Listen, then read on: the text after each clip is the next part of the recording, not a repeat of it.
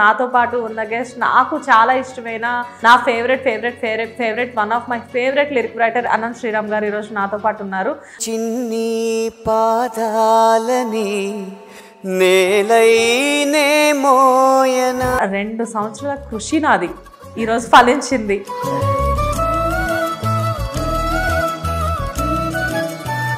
పంచులు కూడా ఎక్కువ పేలుస్తారు అని చెప్పేసేసి ఇప్పుడే యుఎస్లో ఎంఎస్ పూర్తి చేసి ఆ ఎంఎస్ కంపెనీ ముందు ఉద్యోగం కోసం దేవులాడుతున్న ఒక దీన జీవుళ్లాగా యవ్వనంతో తొడిగిసలాడుతున్నారు. ఇప్పుడు ప్రెసెంట్ ట్రెండింగ్ లో ఉన్న లిరిక్ రైటర్స్ కానీ ఎవరైనా కానీ మీ ఇన్స్పిరేషన్ ఎవరు అంటే ఎంతమంది చెప్పే పేరు మీ పేరు.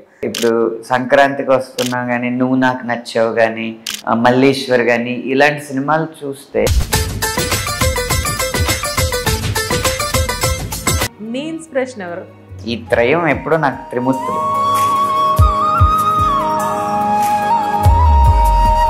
తాను నేను సాంగ్ చాలా వండర్ఫుల్ సాంగ్. మా కోసం ఒక్కసారి. తాను నేను పైరు చేను తాను నేను మనసు మాను. మీరు వచ్చినప్పుడు లిరిక్ రైటర్స్ లో ఎంత కాంపిటీషన్ ఉందా అసలు? లిరిక్ రైటర్ అన్న క్రాఫ్ట్ లోనే కాంపిటీషన్. ఇండస్ట్రీలో లిరిక్ రైటర్ అనే వాళ్ళు ఉండాలి మీలా సక్సెస్ఫుల్ గా అంటే వాళ్ళకి మీరు ఇచ్చే సలహా ఏంటి? ఆసక్తితో కంటే కూడా ఏదో ఒక వెర్రి పదం వాళ్ళ నోట్లో నానేసి అదో పెద్ద హిట్ అయిపోయి 100 మిలియన్లు సాధిస్తే కనుక తర్వాత వచ్చే అవకాశాలని సద్వినియోగం చేసుకోవడానికి మాకు దారి తెలియదు. ఎందుకంటే సక్సెస్కి ఈరోజు షార్ట్ కట్ కాదు కదా, కనీసం ఫార్ములా కూడా లేదు. ఇంకేం కావాలి, ఎందుకు 600 మిలియన్లు అయిందని నన్ను అడిగితే సక్సెస్ రాగానే నేర్చేసుకున్నట్లు కాదు. సక్సెస్ రావడం ఒకసారి మంచిదే అయినప్పటికీ కూడా ప్రతిసారి మాత్రం మంచిది కాదు. నేను రిగ్రెట్ ఫీల్ అయ్యేది ఏంటంటే నేను బాగా రాసిన లైన్స్ దర్శకుడు బాగాలేదు అంటే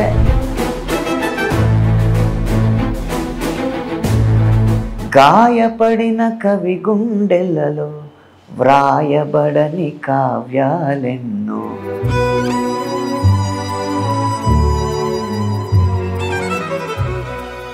నమస్తే, వెల్కమ్ టు హిట్ టీవీ. నేను శ్వేత. ఈరోజు మనం సరిగమప లిటిల్ ఛాంప్ సెట్లో ఉన్నాము. అనుకోకుండా ఈరోజు నాతో పాటు ఉన్న గెస్ట్ నాకు చాలా ఇష్టమైన నా favourite one of my favourite lyric writer Anant Sriram garu ఈరోజు నాతో పాటు ఉన్నారు.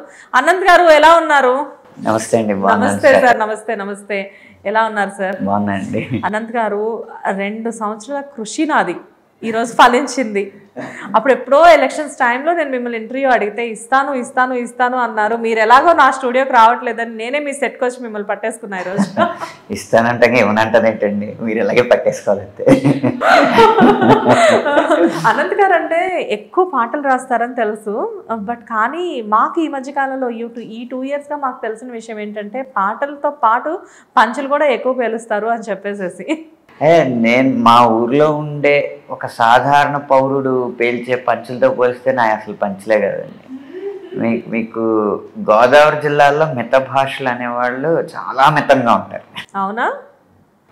అక్కడ మాటలే మాకు ఒక రకమైన ఆహారం, మాటలే వినోదం, అన్ని మాటలతోనే జరుగుతూ ఉంటాయి. అంటే జనరల్గా ఏంటంటే జడ్జెస్ అంటే చాలా ఎక్కువ మాట్లాడాలి. మిమ్మల్ని ఫస్ట్ ఒక ప్రోగ్రామ్కి హోస్ట్ చేయమని అడిగినప్పుడు మీరు ఏమైనా అనుకున్నారా? లైక్ అంటే నేను చాలా మిత భాషని కదా, నన్ను హోస్ట్ చేయమంటున్నారేంటి అని చెప్పేసి. నేను మిత భాషని లోకం అనుకుంది. ఎందుకంటే ఆ వృత్తి అంటే ఇప్పుడు రాయడం అనే వృత్తిలో మాట్లాడడం అనేది ఉండదు కదా.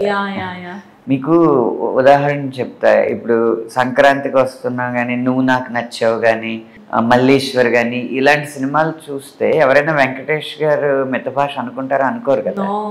ఎందుకంటే అందులో మొత్తం అంతా డైలాగ్ కామెడీ. ఆ సినిమాల్లో చాలా వరకు డైలాగ్ కామెడీ, సిచ్యువేషనల్ కామెడీ కన్నా డైలాగ్ కామెడీ ఎక్కువ ఉంటుంది. నువ్వు నాకు నచ్చావు మల్లీశ్వర్లా. కానీ వెంకటేష్ గారు చాలా తక్కువ మాట్లాడతారు, చాలా తక్కువ మందితోనే మాట్లాడతారు. మిగతా అంతా ఎక్కువ అంతర్ముఖులే ఉంటారు. ఆ చింతన ఎక్కువ ఉంటుంది అనమాట, ఆధ్యాత్మిక చింతన. అలాగే ఎలా అయితే వెంకటేష్ గారిని ఎక్కువ మాట్లాడతారు అనుకుంటారో అలా మా వృత్తిని బట్టి మాకు ఆడియో ఫంక్షన్స్లో 1.5-2 నిమిషాలే అవకాశం వస్తుంది. పాట రాసేటప్పుడు పెద్ద మాట్లాడడం అనేది ఉండదు.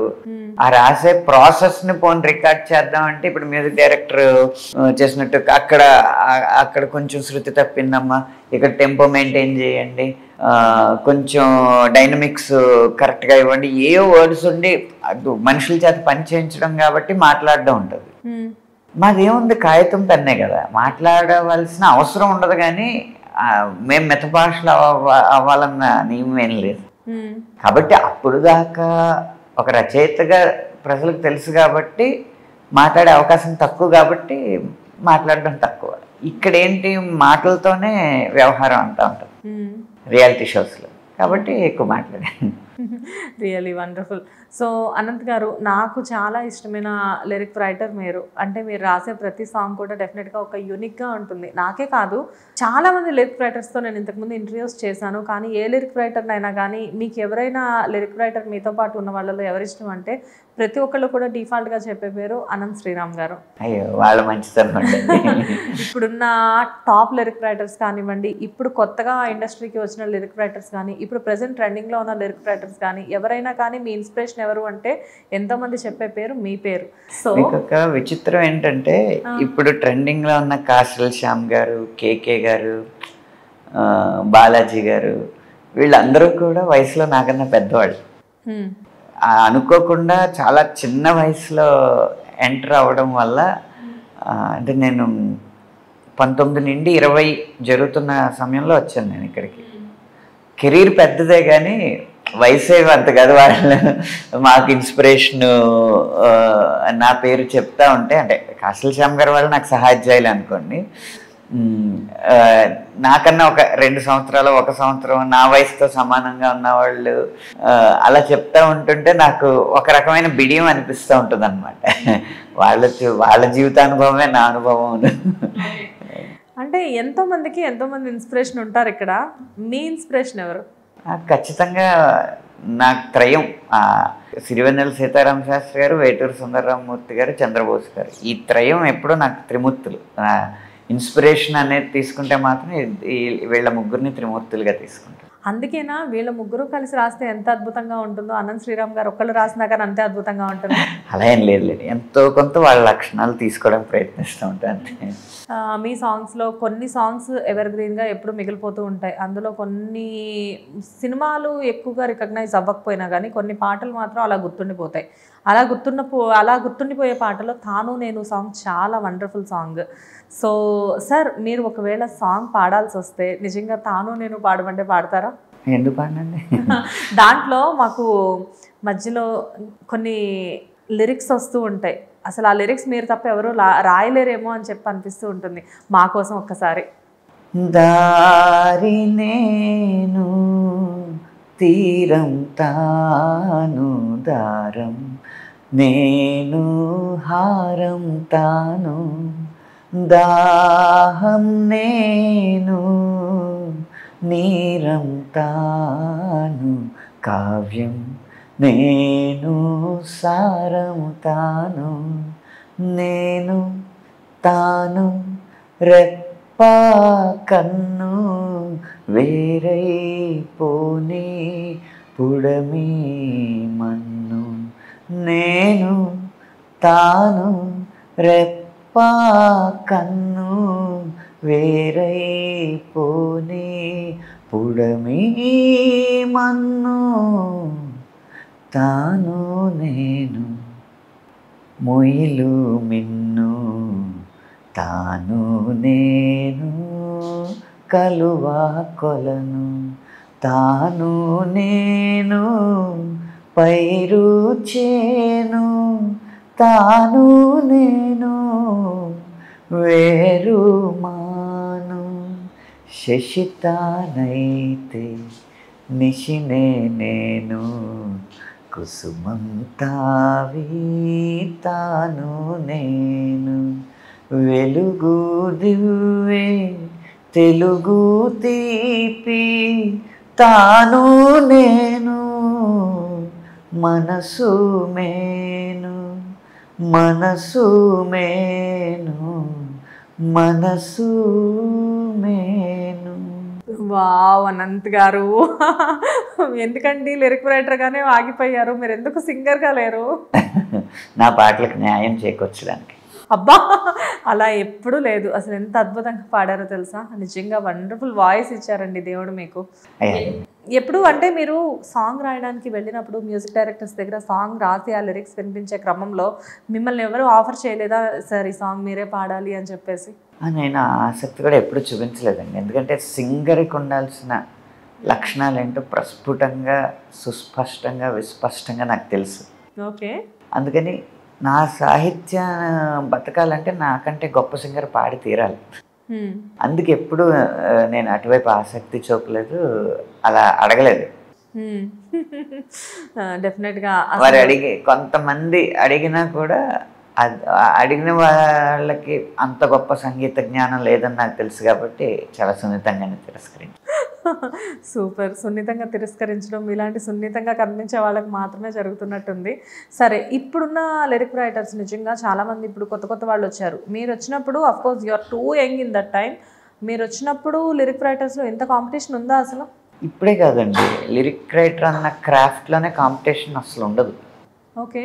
ఎందుకంటే అవ్వాలనుకునే వాళ్ళు తక్కువ, అయ్యేవాళ్ళు ఇంకా తక్కువ, అందులో సక్సెస్ అయ్యేవాళ్ళు బహు తక్కువ. ఓకే. కాబట్టి ఇక్కడ కాంపిటీషన్ అనేది అసలు ప్రొఫెషనల్ రైవలరీకి తావులేదు. ఎవరి పని వారికి ఉంటుంది. ఆ పాటలు సక్సెస్ అయ్యే దాన్ని బట్టి కొద్దిగా స్థాయి పెరుగుతుందేమో పారితోషికాల్లో, లేకపోతే కలిసి చేసే ప్రాజెక్టుల్లో స్థాయి పెరగచ్చు, కానీ అవకాశాలు మాత్రం ఎవరికి మృగ్యం అవ్వు. అవునా? పెద్ద చిన్న మధ్య రకం సినిమాల్లో ఏదో పాట కొంచెం రాయగలిగినాడు ఉంటే వాడికి అవకాశం వస్తూనే ఉంటుంది.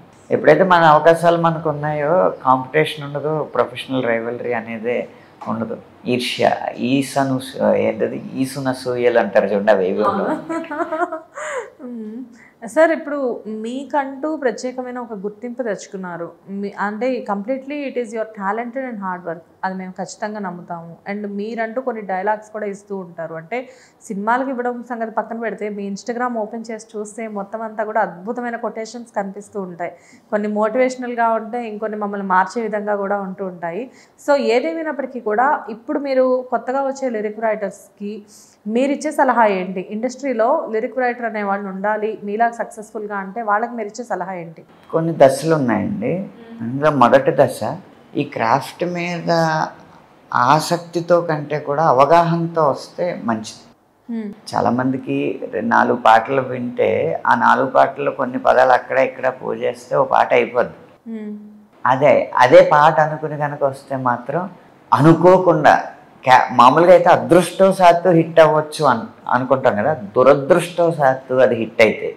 దురదృష్టవశాత్తు హిట్ అయితే అంటే క్వాలిటీ లేని పాట ఈ మధ్య కాలంలో ఏది వైరల్, ఈ రీల్స్ కాలంలో వైరల్ ఇది అవుతుంది అని చెప్పడానికి మనకేమి అంచనాలు ఉండవండి. ఒక దురదృష్టవశాత్తు ఏదో ఒక వెర్రి పదం వాళ్ళ నోట్లో నానేసి అదో పెద్ద హిట్ అయిపోయి 100 మిలియన్లు సాధిస్తే గనక తర్వాత వచ్చే అవకాశాలని సద్వినియోగం చేసుకోవడానికి మనకు దారి తెలియదు. ఆ హిట్ చూసి ఎవరో ఒకళ్ళు వస్తారు, ఇలా పాట రాయాలంటారు, అంత రేంజ్ హిట్ అవ్వాలనుకుని వస్తారు. అది ఎందుకు హిట్ అయిందో మనకు తెలియదు, ఆ పాటకి కావాల్సింది ఏంటో మనకు తెలియదు. తర్వాత వచ్చి వాళ్ళు నిరుత్సాహపడతారు, ఆ నిరుత్సాహం నుంచి ద్వేషం పడుతుంది, వెంటనే వెనక్కి వెళ్ళిపోవాల్సి వస్తుంది. అయ్యో, చాలా అసలు ట్యూన్ అంటే ఏంటి, ఎన్ని రకాల తాళాలు ఉన్నాయి, ఆ తాళాల్లో ఏ ట్యూన్లో ఏమేమి తత్కారాలు వస్తాయి, ఏమేమి గణాలు పడతాయి, ఇలాంటివన్నీ కూడా పూర్తిగా అవగాహన తెచ్చుకొని భావం మీద పూర్తిగా పట్టు సాధించి అప్పుడు వస్తే ఇక్కడ కాంపిటీషన్ ఉండదు కాబట్టి ఖచ్చితంగా ముందుకెళ్ళే అవకాశం ఉంటుంది. అదొక దశ. వచ్చిన తర్వాత ఆర్టిస్టులు కనిపించినంతగా మనం కనిపించం కాబట్టి ఒక 2-3 సినిమాల్లో విజయవంతమైన ఆర్టిస్ట్కి ఉండే క్రేజ్తో పోలిస్తే ఒక 200-300 సినిమాలు రాసిన లిరిక్ రైటర్కి తక్కువ ఉంటుంది. అలాంటి సమయంలో ఆత్మగౌరవాన్ని కాపాడుకునే క్రమంలోనే మన అడుగులు వేయాలి. అంటే మన గౌరవాన్ని కాపాడుకోవడానికి కొన్ని కఠినమైన నిర్ణయాలు తీసుకోవడం, ఇంత ఇస్తేనే నేను మొదలు పెడతా, ఇంత ఇస్తేనే నేను పాటిస్తా అని కొంచెం కఠినంగా ఉండడం, ఇలాంటివి నేర్చుకోవాలండి. అది ఉండద్దు అని అవతల వైపు నుంచి వాళ్ళు చెప్తారు, ఎందుకంటే వాళ్ళకి అది సౌకర్యం కాబట్టి. కానీ అంత కఠినంగా ఉండకపోతే మనకి చాలా చిక్కులు ఎదురయ్యే అవకాశం ఉంది. ఎందుకంటే ప్రజల నుంచి ఏదో ఆ క్రాఫ్ట్ మీద అవగాహన ఉన్న వాళ్ళు, శ్వేత గారు లాంటి వాళ్ళు ఇంకొకళ్ళు మనల్ని మెచ్చుకోవచ్చు, కానీ లక్షలాది మంది మెచ్చుకునేది వేరే క్రాఫ్ట్ని కదా. అందుకని వాళ్ళకు ఉన్నంత కేర్ మనకు ఉండకపోవచ్చు. అది మనకు మనం సాధించుకోవాలి. మన ఆత్మగౌరవాన్ని నిలబెట్టుకుంటేనే మన కెరీర్ ఎక్కువ కాలం ఉంటుంది. ఇంకా మూడవది ఏంటంటే ప్రాసెస్ని ఎంజాయ్ చేయడం నేర్చుకోవాలి, సక్సెస్ని కాదు. ఎందుకంటే సక్సెస్కి ఈరోజు షార్ట్ కట్ కాదు కదా, కనీసం ఫార్ములా కూడా లేదు. ఏది హిట్ అవుద్దో నేను నిజంగా చెప్తున్నా, ఇంకేం కావాలి, ఎందుకు 600 మిలియన్లు అయిందని నన్ను అడిగితే నేను చెప్పేయచ్చు అది క్యాచీగా ఉంది, అందులో ఇన్ని ప్రయోగాలు చేశాను, అందువల్ల అదే ప్రయోగాలు హిట్ అవ్వకపోతే చెప్పలేను కదా. ఇంకేం కావాలి, ఎందుకు హిట్ అయిందో, లేకపోతే కళావతి ఎందుకు హిట్ అయిందో, యానిమల్లో పాటలు ఎందుకు హిట్ అయిందో అనేది నాకు తెలీదు, ఇప్పటికీ తెలీదు. కానీ ఆ సినిమాలో ఆ సన్నివేశానికి ఆ పాత్రలు పాడే పాట ఎలా ఉండాలి అన్న దాని మీద మాత్రం అవగాహన ఉండాలి. సో మనకున్న అవగాహనని కాగితం మీద పెట్టినప్పుడే మనం సక్సెస్ అయినట్టు. ఆ ప్రాసెస్ని ఎంజాయ్ చేయాలి. అది ఎంజాయ్ చేయగలిగితే మనకి ఈ వృత్తిలో స్ట్రెస్ ఉండదు. ఈ 3 విషయాలు గనక, 1 క్రాఫ్ట్ మీద అవగాహన, 2 మన ఆత్మగౌరవాన్ని కాపాడుకోవడం, 3 ప్రాసెస్ని ఆస్వాదించడం, ఈ 3 గనక అలవాటు చేసుకుని ఇక్కడికి వస్తే ఖచ్చితంగా సంతోషకరమైన కెరీర్ ఉంటుంది. ఎంత బాగా చెప్పారో అనంత్ గారు. నిజంగా ఏ లిరిక్ రైటర్ కూడా ఈ విషయం గురించి ఇంత అద్భుతంగా చెప్పలేదు మాకు. అంటే ఏదైనా కానీ కొత్త వాళ్ళకి వచ్చినప్పుడు నేర్చుకునే విధానం తెలియక కొంతవరకు నేర్చుకుంటున్నాము అనుకునే ప్రాసెస్లో అమ్మో నేర్చుకోలేవేమో అనుకుని వెనక్కి వెళ్ళిపోయే వాళ్ళు ఉన్నారు. కానీ మీ మాటలు వింటుంటే ఏమనిపిస్తుందంటే ఏదైనా కానీ సక్సెస్ రాగానే నేర్చేసుకున్నట్లు కాదు. సక్సెస్ రావడం ఒకసారి మంచిదే అయినప్పటికీ కూడా ప్రతిసారి మాత్రం మంచిది కాదు. దురదృష్టవశాత్తు మొదట వచ్చేసింది అనుకోండి సక్సెస్, ఇంకా దాన్ని నియంత్రించడం మన వల్ల కాదు. ఎగ్జాక్ట్లీ. అది కొంతమంది ఆర్టిస్టులకు కూడా ఇలాంటివి జరుగుతూ ఉంటాయి. సో దాని తర్వాత వాళ్ళు వెనక్కి వెళ్ళాల్సిన పరిస్థితి వస్తే ఆర్టిస్టులకి జరిగినా కూడా నడపచ్చండి. ఎందుకంటే ఆర్టిస్ట్ని మలిచేది ఒక డైరెక్టర్, అతను రాసుకున్న కథ కాబట్టి. ఇప్పుడు ఒక క్రియేటివ్ బ్రెయిన్ ఉన్నప్పుడు లాజికల్ బ్రెయిన్ ఏదైనా చేయగలదు. కానీ మనకు మనమే కదా, మనల్ని ఇంకొకరు మలచలేరు, మనమే క్రియేట్ చేయాలి కాబట్టి. సో అనంత్ గారు, ఆర్టిస్ట్ అంటే ఒకటి అడుగుతాను మిమ్మల్ని. మీరు యాజ్ ఎ లిరిక్ రైటర్గా చాలానే సాంగ్స్ ఇచ్చున్నారు ఇప్పటికీ. అందులో 95% హిట్ సాంగ్స్. సో ఇక్కడ ఎప్పుడైనా మీకు అనిపిస్తూ ఉంటుందా, ఎంతోమంది నా సాంగ్స్ వల్ల ఎంతోమంది పాపులర్ అయ్యారు, పాడడం వల్ల సింగర్స్ బయటకు వచ్చారు, వాడడం వల్ల డైరెక్టర్స్ బయటకు వచ్చారు, యాక్ట్ చేయడం వల్ల హీరోయిన్స్ బయటకు వచ్చారు, కానీ యాజ్ ఎ లిరిక్ రైటర్గా నేను మాత్రం ఎవరికి పెద్దగా తెలియకుండా ఇక్కడే ఉండిపోవాల్సి వస్తుంది అన్న చిన్న రిగ్రెట్ ఎప్పుడైనా మీకుందా? లేదా? ఎందుకంటే మీకు ఇంత ముందే చెప్పినట్టు నా ఆనందం వల్ల నేను అనుకున్న భావాన్ని నాకు ఇచ్చిన ట్యూన్లో కాగితం మీద పెట్టగలిగినప్పుడు అయిపోద్దండి. నేను రిగ్రెట్ ఫీల్ అయ్యేది ఏంటంటే, నేను బాగా రాసిన లైన్స్ దర్శకుడు బాగాలేదు అంటే నేను డబ్బులు తీసుకుంటున్నాను కాబట్టి ఖచ్చితంగా అతను అడిగింది రాసి అతను సంతృప్తి పరచాలన్న ఆ విధానంతోనే ఎప్పుడు వర్క్ చేస్తాను. సో ఆ క్రమంలో మీకు ఆరుద్ర గారి పాటలో ఒక లైన్ ఉంటుంది మీకు, ఆ చల్లని సముద్ర గర్భం దాచిన బడబానలమెంతో అనో పాట ఉంటుంది. అందులో గాయపడిన కవి గుండెలలో వ్రాయబడని కావ్యాలెన్నో అని ఒకటి ఉంటుంది. అలా మీరిప్పుడు చూస్తున్న హిట్ పాటలు లేకపోతే సాహిత్య విలువలు ఉన్న పాటలు ఏదైతే ఉన్నాయో బయటకు వచ్చినవి, అవి నా నాణ్యతలో 30%. నా 100% నాణ్యతని కేవలం నాకు డైరెక్టర్ అడిగితే నేను ఇంకోటి రాయను అని చెప్పకుండా, నేను ఎందుకు రాయలేను, మీరు ఎన్ని అడిగితే అన్ని రాస్తాను అన్న ఒక ప్రొఫెషనలిజం వల్ల కొన్ని ఆ మిగతా 70% నాణ్యత ఇంకా వెనకాలే ఉందని నా అభిప్రాయం. అది రిగ్రెట్, కానీ గుర్తింపు గురించి నాకు అసలు ఎప్పుడు ఏనాడు రిగ్రెట్ లేదు. చాలామంది లిరిక్ రైటర్స్ చెప్పే మాట ఏంటంటే రికగ్నైజేషన్, మాకు హీరోలతో పాటు సరైన రికగ్నైజేషన్ లేదు అని చెప్పేసి కొంతమంది చెప్తూ ఉంటారు. కానీ డెఫినెట్గా దానికి మాత్రం మీరు అసలు దాని మాత్రం మీరు ఓపెన్ చేయట్లేదు.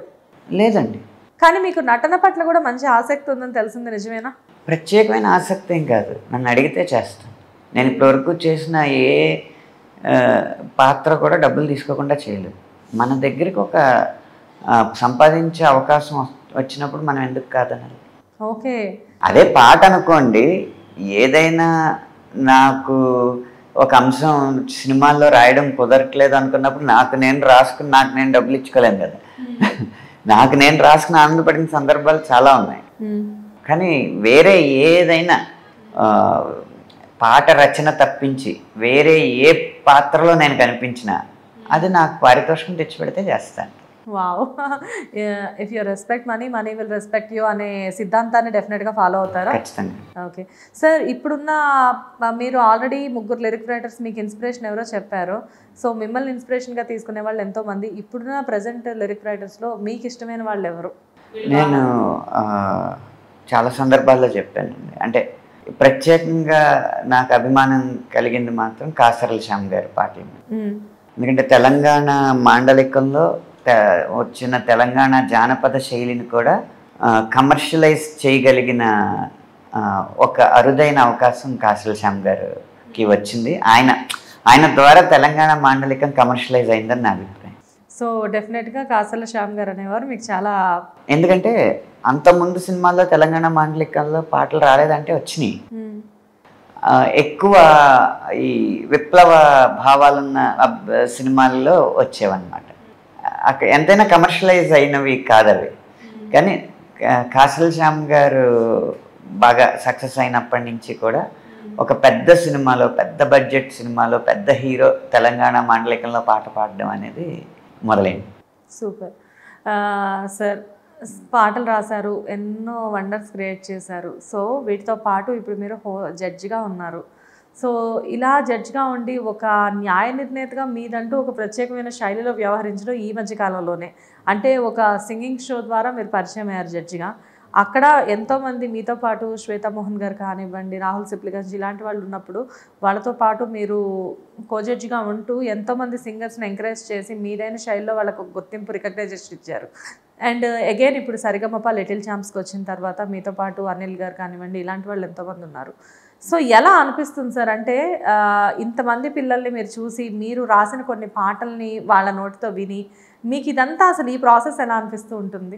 మీకు ఒక్కొక్కసారి మన జ్ఞానాన్ని పెంచుకోవడానికి చదివిన బుక్ మర్చిపోయిన అంశాలను మళ్ళీ తీసి చదువుతూ ఉంటాం, లేకపోతే కొత్త పుస్తకాలు చదువుతూ ఉంటాం, కొంతమంది ఆ విషయాన్ని చర్చించుకుంటూ ఉంటాం కదా. అలా నేను వృత్తి మొదలుపెట్టే ముందు వరకు నేను రాయలేదు, నా పాటలు అవి రికార్డ్ అవ్వలేదు కాబట్టి అంతకుముందు సినిమాల్లో రికార్డ్ అయిన పాటలు అవి వింటూ ఉన్నాను. రిలీజ్ అయిన ప్రతి సినిమా కొనుక్కుంటూ ఉండేవాడిని. ఉదాహరణకి ఇప్పుడు దేవిశ్రీ ప్రసాద్ గారు మంచి ఆ సంవత్సరంలో చాలా అద్భుతమైన హిట్లు ఇచ్చారనమాట. శంకర్ దాదా, ఎంబీబీఎస్, మాస్ ఇలాంటివి నేను అప్పుడు చదువుకునే రోజులు. ఆ టైంలో ఆయన అభి అన్న ఒక సినిమా కూడా చేశారు, చిన్న సినిమా తెలుసు. ఆ ఆల్బమ్ కూడా నేను మొత్తం అన్ని పాటలు లిరిక్స్, బీజిఎమ్స్ అంతా వింటూ ఉండేవాడిని. అప్పుడు అంత సమయం ఉండేది. అయితే తర్వాత వృత్తిలోకి వచ్చిన తర్వాత పాటలు రాయడం, ఇక్కడ సమయం రోజుకి 16 గంటలు 17 గంటలు పనిచేయాల్సి రావడం, వీటి వల్ల ఎక్కువ రిలీజ్ అయిన ప్రతి పాట వినడం సాధ్యపడట్లేదు. యూట్యూబ్లో రిలీజ్ అయిన ప్రతి లిరికల్ వీడియో ఓపెన్ చేయడం అనేది సాధ్యపడట్లేదు. అలాగే పాత పాటలని, మనకి ఇష్టమైన పాటలను ఎప్పుడైనా సరదాగా అలా పెట్టుకుని విందామన్నా కూడా సమయం దొరకదు. కానీ ఇలాంటి షోస్కి రావడం వల్ల పిల్లలు మళ్ళీ అన్ని రకాల పాటలు పాడడంతో ఇది కూడా ఒకసారి నేను చదివిన పుస్తకం మళ్ళీ తిరిగి చదివినంత అనుభూతి, లేకపోతే నేను ఏదైనా కొత్త పుస్తకం చదవని పుస్తకంలో విషయాలు ఎవరైనా వచ్చి నాకు చెప్పినంత అనుభూతి కలుగుతుంది. మెయిన్ అందుకు ఇక్కడ నేను ఎక్కువ ఆస్వాదించేది. తర్వాత ఇక్కడ చేసే హాస్యం కానీ అల్లరి కానీ అంటారా, అదేంటంటే అంతకుముందు నేను చిన్నప్పుడు పాటల పోటీలు చూస్తున్న సమయంలో చాలా రియాలిటీ షోస్ వచ్చాయి కదా, చాలా ఇంట్లో ముఖ్యంగా ఒక రియాలిటీ షో వచ్చేది. అందులో జడ్జిలు చాలా హుందాతనంగా ఉండేవారు, చాలా పెద్దవారు. కాబట్టి పాట అయిపోయిన తర్వాత బాగా పాడావు, అక్కడ నువ్వు పెద్ద రీ పాడకుండా చిన్న రీ పాడావు, లేకపోతే దాన్ని ఏమంటారు ఆ పదాన్ని నువ్వు తప్పు ఉచ్చారణ చేసావు అనేది, ఇలాంటివే ఉండే, చాలా సీరియస్గా ఉండేది. నాకు అప్పుడు అనిపించేది ఇవన్నీ చెప్పచ్చు, తప్పులేదు, ఖచ్చితంగా చెప్పాలి, కానీ ఎందుకు ఆ జడ్జెస్ ప్యానెల్లో కూడా ఎంటర్టైన్మెంట్ ఉండకూడదని నాకు అనిపిస్తుంది. కనీసం ఎంటర్టైన్మెంట్ స్థాయి వరకు కాకపోతే ఇన్ఫోటైన్మెంట్ అయినా ఉండొచ్చు కదా. అప్పుడు నాకు కెరీర్ మొదట్లో, కెరీర్ స్టార్ట్ అయిన ఒక 3-4 సంవత్సరాలకి ఒక రియాలిటీ షో వచ్చింది అవకాశం. అది అవకాశం వచ్చినప్పుడు దాన్ని తీసుకున్నాను అనమాట. అంటే కామెంట్స్ కూడా ప్రాసల్లో చెప్పడం, లేకపోతే అనుకోకుండా ఎవరైనా మంచి బాగా పాడితే అదే పాటని ఆ కామెంట్స్లో రాసి ప్యారడీ చెప్పడం, ఇలా రకరకాల విన్యాసాలు చేస్తూ ఉండేవాడు. అలా మొదలైంది. నిజానికి మొత్తానికి వండర్ఫుల్ థింగ్స్ మీరు మాకు షేర్ చేశారు సార్. అంటే ప్రతి మనిషి జీవితంలో కొన్ని ఎక్స్పీరియన్సెస్ నుంచి కొన్ని విషయాలు బయటకు వస్తాయి. నిజంగా మీ ఎక్స్పీరియన్స్ అనేది అద్భుతం, మీరు చెప్పే మాటలు మహా అద్భుతంగా ఉన్నాయి. రియల్లీ చాలా థ్యాంక్స్ అనంత్ గారు. అండ్ నేను మీకు ఆల్ ది బెస్ట్ చెప్పడానికి కూడా ఇంకా ఏం లేదు, ఎందుకంటే మీరు చాలా చాలా సక్సెస్ఫుల్గా ప్రూవ్ చేసుకున్నారు. అండ్ అయినా కానీ చెప్తున్నాను, it is completely my selfish. చెప్పండి all the best. I wish you all the best Anant garu. ఇంకా ఫ్యూచర్లో ఎప్పటికీ కూడా మా అనంత్ గారు ఇలానే పెద్ద పెద్ద సాంగ్స్ రాసి మంచి మంచి లిరిక్స్ మాకు ఇవ్వాలి, మేము వాటిని ఎప్పుడూ హామ్ చేసుకుంటూ ఉండాలని చెప్పేసి మేము మా హిట్ టీవీ తరఫు నుంచి మనస్ఫూర్తిగా కోరుకుంటున్నాం. Thank you so much. ధన్యవాదాలు. హిట్ టీవీ యాప్, ఇందులో short news, live news, entertainment shows, movies, digital magazines తో పాటు మీ జిల్లా వార్తలను కూడా ఫ్రీగా చూడొచ్చు. ఇంకెందుకు ఆలస్యం, వెంటనే హిట్ టీవీ యాప్ ని డౌన్లోడ్ చేసుకుని ఫ్రీగా ఎంటర్టైన్మెంట్ పొందండి. Hit TV app. Hit TV app. Please download hit TV app. Hit TV app ని ఫ్రీగా డౌన్లోడ్ చేసుకుని ఎంజాయ్ చేయండి. మీకు నచ్చిన ఎంటర్టైన్మెంట్ కోసం హిట్ టీవీ యాప్ ని ఫ్రీగా డౌన్లోడ్ చేసుకుని ఎంజాయ్ చేయండి. హిట్ టీవీ యాప్ ని డౌన్లోడ్ చేసుకుని ఆస్వాదించండి, ఆశీర్వదించండి. ఇంతమంది సెలబ్రిటీలు హిట్ టీవీ యాప్ ని డౌన్లోడ్ చేసుకోండి అని చెప్తున్నారంటే ఎంత మంచి యాప్ ఆలోచించండి. అమెరికా అమెరికా అమెరికా అమెరికాలో చదవాలనుకునే వాళ్ళకి విశ్వసనీయమైన పేరు మన శౌర్య కన్సల్టెన్సీ. UK లో 1 year masters, UK లో 1 year masters, 2 years work permit up to 5 years visa. Contact Saurya Consultancy. Contact 89851 89851.